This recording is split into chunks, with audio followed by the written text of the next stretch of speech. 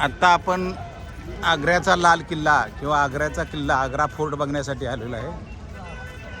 अतिशय प्रशस्त असा किल्ला आहे। तटबंदी बघा, बुरुज बघा, हा मेन गेट आहे। या किल्ल्यातून आमचा सगळा स्टाफ आता आमचे भक्त एंट्री करत आहेत, काही बाहेर येत आहेत। तिथं 50 रुपये तिकीट आहे। आता आपण ते पेमेंट करून आतमध्ये एंट्री करणार आहोत।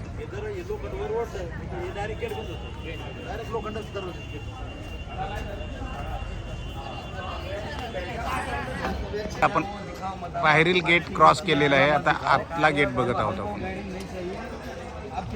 आतला गेट पण प्रशस्त असेल, त्याप्रमाणे बुरुज पण आहे।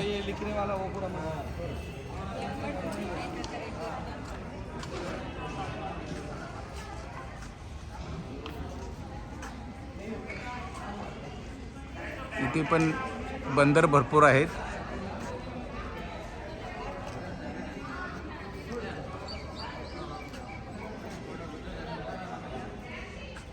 अशा पद्धतीनं आपण आता लाल किल्ल्यामध्ये एंट्री करत आहोत।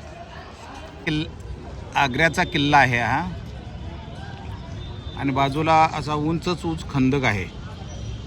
या उंच खंदकामुळं बाहेर शत्रूला आत प्रवेश करणं फार मुश्किल असतं। ही आग्र्याचा किल्ला, हा बुरुज, हा मेन गेट,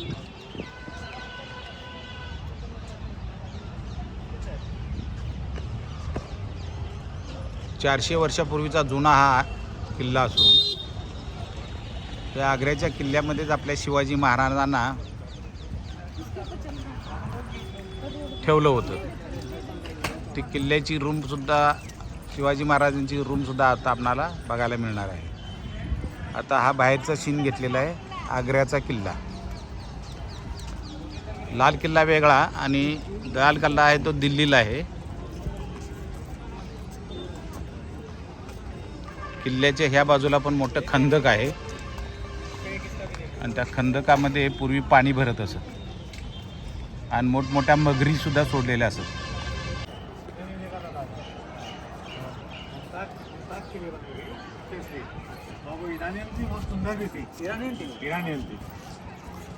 बहुत सुंदर थी।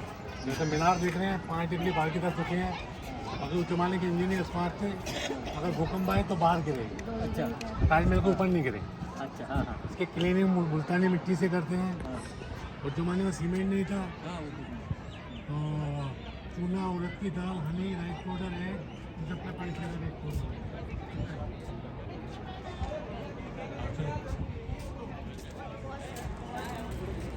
तर अशा पद्धतीनं आपण हे आग्र्याचं दर्शन घेतलेलं आहे। लाल किल्ला किंवा आग्रा किल्ला पण घेतलेला आहे। ताजमहाल पण बघितलेला आहे, ताजमहाल पाहिलेला आहे। इकडे 2 छोट्या बिल्डिंग आहेत, इकडे एक आहे, अलग लक्षात।